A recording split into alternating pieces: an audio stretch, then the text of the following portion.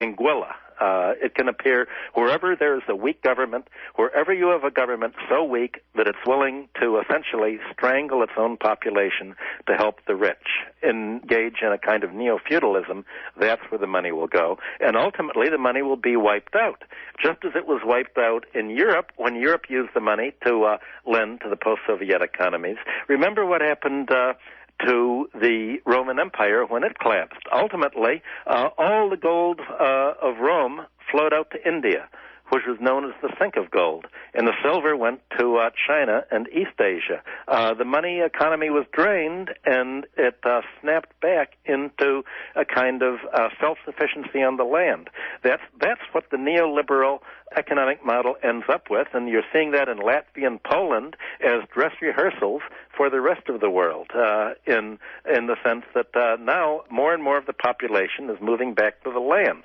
Well, the irony is that the Russians and the Central Europeans and even the Germans, many families have always had dachas or local houses on the land where they grow their own food, they go there on weekends, their country houses. You're going to have a deurbanization of Europe and of many other countries, and to move back to the land of self-sufficiency. In Europe now they're talking about digging deep wells for cooling and for warming water.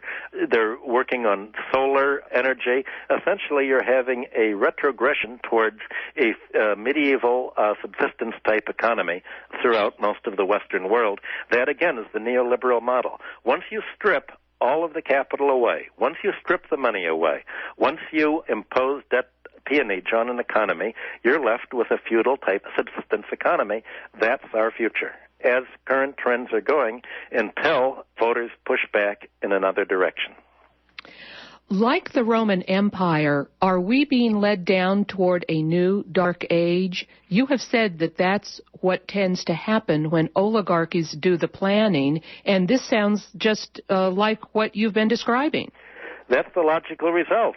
If you have an exponential growth in debt and debt service, stripping money away from the real economy, then you're not going to have more tangible investment.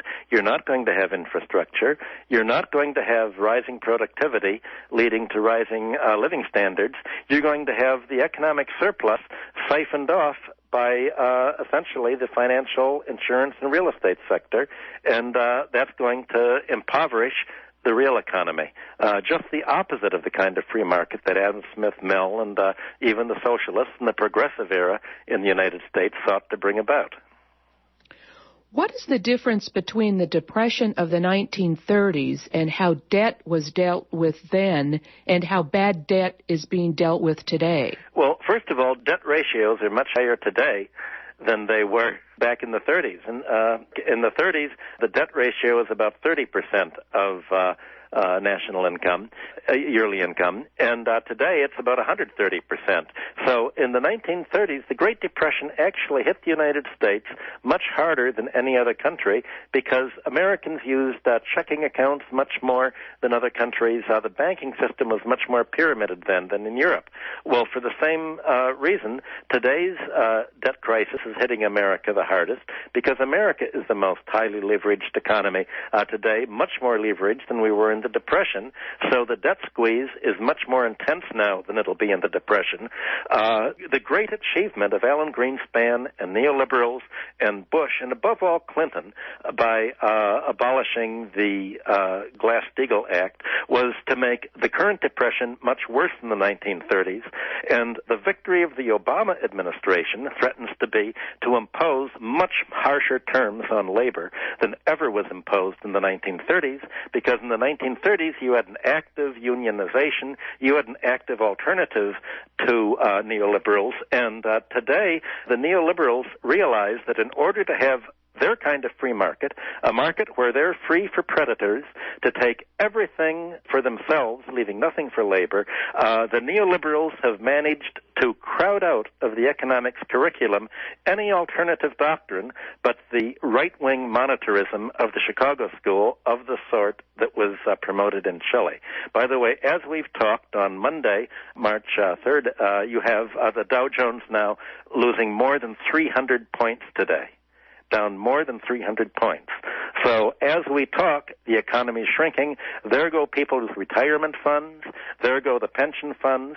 There goes General Motors and General Electric because companies throughout the United States cannot properly fund their pension programs. There goes corporate America. The whole stack of cards is being wound down, and it seems that only the financial planners anticipate this. They're grabbing what they can now. They're taking the $11 trillion in bailout and giving it to themselves. Their idea is to empty the cupboard so there will be nothing left for anybody else after another year or two. They will have got their money and taken it and ran. That's the current Treasury plan. Speaking of the stock market, how do you view stock market volatility in 2009? More of the same? It looks like it's continuing to go down. Every single month since last August, the Dow Jones has closed at a lower and lower level. And given the debt deflation and given the feedback between higher debt and corporate insolvency, you're having more and more companies being pushed beneath the break-even point. And as they're pushed down, the government is giving more and more money away to the creditors without any money at all for the debtors. For instance, in Florida now, there are something like, in one city, there are 300 bankruptcies per day in one judge's courtroom. The average foreclosure takes 30 seconds. So at the same time you're bailing out the creditors, you're foreclosing more and more on property. Chip Case, who does the Case Shiller real estate index, says that now when the foreclosures occur, the trucks back up to the houses that night, strip away the piping, strip away the copper wiring, the houses are stripped in a night. And you're having that kind of physical asset stripping of real estate spreading from Florida and essentially the sand states, Nevada, Arizona, Florida. The real estate and the housing stock of the country is being stripped away, and this is the result of the bankruptcy law passed by the financial sector and the credit card companies a few years ago. So, Dr. Hudson, as we slip back into some sort of form of neo-feudalism, which area of the world do you think is going to weather it better, the United States or, let's say, Europe? Do you have an opinion on that? The U.S. and Europe are both following the neoliberal death trap.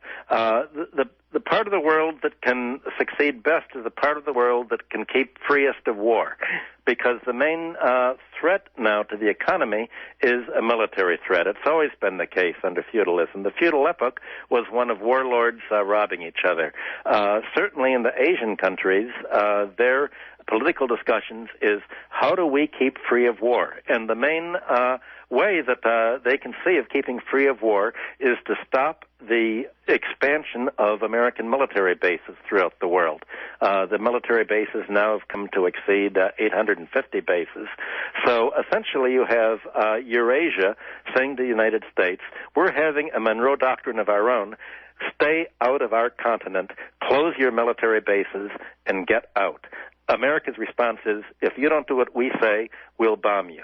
So America is suddenly being perceived as Asia as the great threat to their own economies by trying to force them to militarize at the same rate that America is militarizing the economy.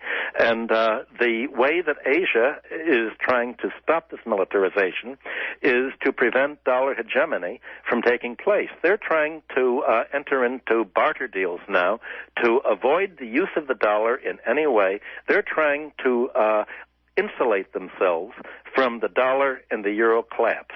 And their attempts to do that is considered an act of war in the United States. So essentially, the U.S. foreign policy is, if you don't give us a free ride, if you don't accept our dollars in exchange for your goods and services and industry, we're going to have more military bases and surround you. And the dollars you use are to be lent back to the U.S. Treasury in order to run a deficit that is largely military in nature. So you are to fund our military encirclement of your economies that is supposed to put a squeeze on you to prevent your essentially industrializing and economic survival.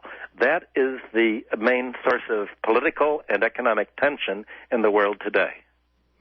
And I understand that you see the dollar remaining the global currency.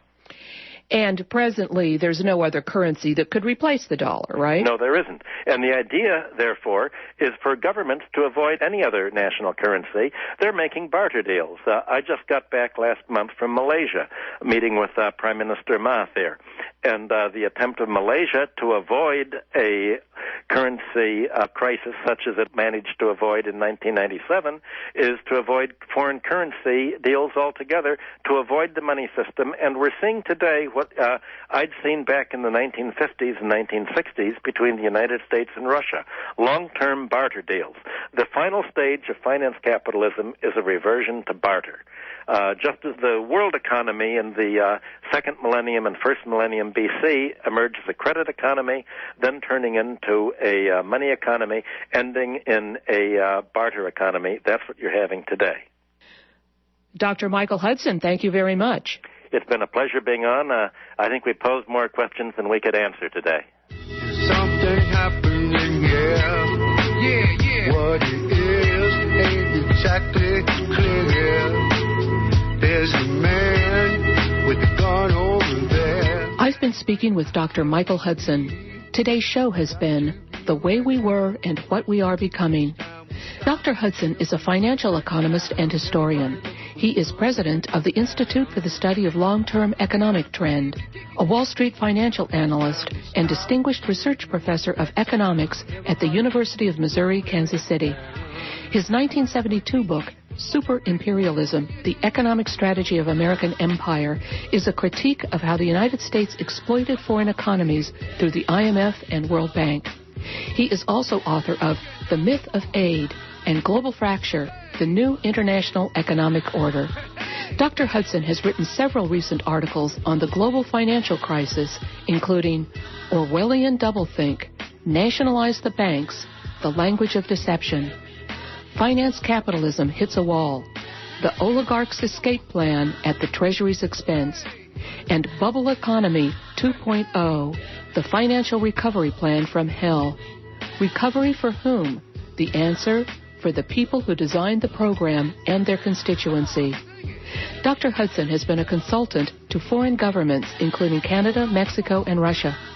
Visit his website at www.michael-hudson.com.